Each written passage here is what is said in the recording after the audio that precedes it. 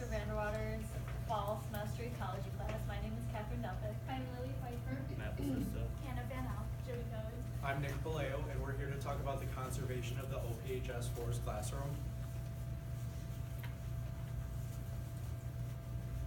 In the summer of 2016, the school cut down a third of the forest in between the school and the turf. This year, we found out that they could potentially cut down the rest of what is there for more athletic fields.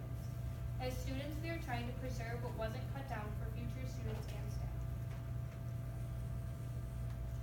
This is what the looked like before the was cut down for the tennis courts. If you look like in this area, you'll see where it changes. So we lost about a third of it. What a lot of people don't know is when they cut down these trees, we lost a lot of the oldest and biggest trees that are in the area. So our forest that we have on campus is an old growth forest, and what that means is that it's been untouched by humans for decades and decades, and it's a rare sight today because most forests are newer because they've been cut down and farmed on and then replanted with trees or just taken over by trees again. So it's a really cool and neat thing for kids to see something like that. And there's only about 8 other dedicated old growth forests in New York. Many studies have shown that being outside vastly improves the moods, attitudes, energy levels, and enthusiasm of students. It helps them get through their day.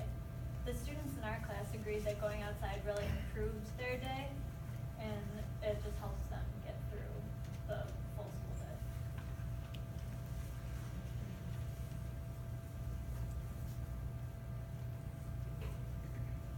The forest has influenced many students to pursue career paths dealing with the environment. Cutting down the remaining parts of the forest will greatly decrease the property value of homes on Freeman Road. Throughout the years, endless classes of ecology students have used this classroom, as well as students from all sorts of classes have been in those woods. And if you cut them down, then students, especially in ecology and biology, are going to be forced to learn about this stuff on a screen, which is a lot less valuable than learning about it in an actual forest. As ecology students, we learned many different facts about birds, trees, fungus, and more throughout our semester. We would not have been able to learn these things without being immersed in the actual outdoors. In the forest, we identify different trees, plants, fungus, and even more by going into our forest, walking around, and examining different objects, and identifying. Mr. Vander would not have been able to teach a course as well as he did without the forest. We went outside often, as often as we could, to learn about the trees.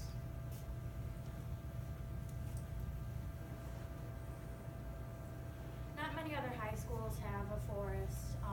It's one of the things that makes OPHS unique, and it's one of the big things that alumni look back on and appreciate. And other schools, especially in Western New York, have a very urbanized look, so it's a cool thing. We went outside almost every morning when the weather was nice, and every student would talk about how they always felt more awake and alert after coming inside for the next period.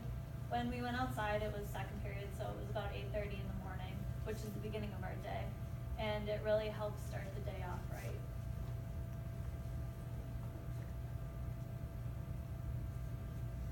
During the fall, small pools known as vernal pools form in old growth forests.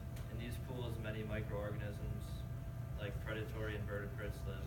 They shred and consume fallen leaves, and this act decomposes the leaves so they aren't still piled up in the spring. This makes the soil nutritious and encourages growth throughout the spring. While these trees are cut down, the land will be uneven and many pools of water will form. This will cause flooding in the nearby area. Using an outdoor camera, we captured many photos of deer in our forest. We also saw civilians walking their dogs in the forest, which proves that not only do Orchard Park students use this area, but residents of the town of Orchard Park use it as well.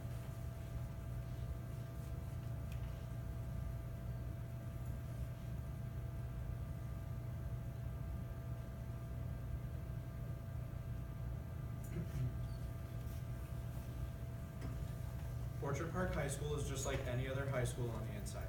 Since I was a freshman, I have always enjoyed taking a walk outside for gym, to the turf, or after school through the woods. The scene of nature was refreshing. The feeling of being alone brought peace and relaxation. Not only does the forest bring beauty to the OPHS campus, but the trees provide a great deal of water absorption and reduce flooding greatly. If the trees were cut down and an improper draining system was installed, the new open area would most likely be flooded in the spring when it rains and all the snow is melting, making the open area incapable of use for spring sports such as track, lacrosse, baseball, and more. The trees also block a lot of the wind that comes from the north towards the school. If the trees were cut down, there would be a lot more wind coming at the school most of the time, especially in windy Buffalo.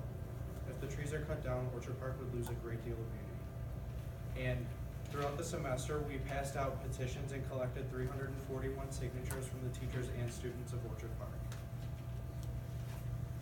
As an individual who enjoyed the outdoors since I was a young child with early trips to Allegheny and Letchworth, it's hard to swallow the fact that the majority of the population can't relate. I believe that a forest classroom is so important to educate people to understand complex ecosystems. With people forced to live fast lives, it's hard to find time to be outside. Another problem is that every year we lose more green space, and it's not as accessible to the public. As a graduating senior, I feel it is my responsibility to save what little forest we have left in becoming another athletic field. Not only do I want to save it because it is an educational forest used by hundreds of students, many of which have pursued careers in environmental science and other high-demand fields involving ecosystems, but also for my future Orchard Park students. Learning about interdependent systems is important to understanding natural order. This means every living thing serves a purpose in the health of the forest. A study involving wolves being reintroduced to Yellowstone shows that not only did it change the behavior of the deer, but it also changed the plant growth, shape of the rivers. The plants grew taller and stronger and supported soils so streams straightened out. The idea of interdependency is key to a healthy planet. Now that I have grown older, I've begun to question why we have fields all around us and not trees. When we look at a field, we can make quick assumptions and we know every part of it. When one looks at a forest, they see endless possibilities. Everything is different in detail instead of uniform and standardized. Our planet is destabilizing, and maybe our little parcel of land might not be big enough to make a difference, but it has the capacity to inspire future students to make a difference in the world. So clearly, if this forest that we have on Orchard Park High School campus was cut down, it would affect a lot. So we just ask that if the board and the district does decide to cut down forests for more fields in the future, that we have support in stopping that so we can save our forests. Thank you.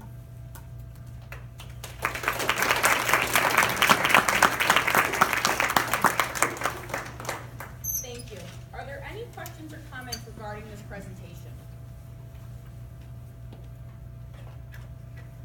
CJ? I'd like to point out that already sometimes in the winter, when juniors, I know with my sister, everyone in high school, when juniors go from the junior loft to the high school some mornings, it is very windy and very cold already.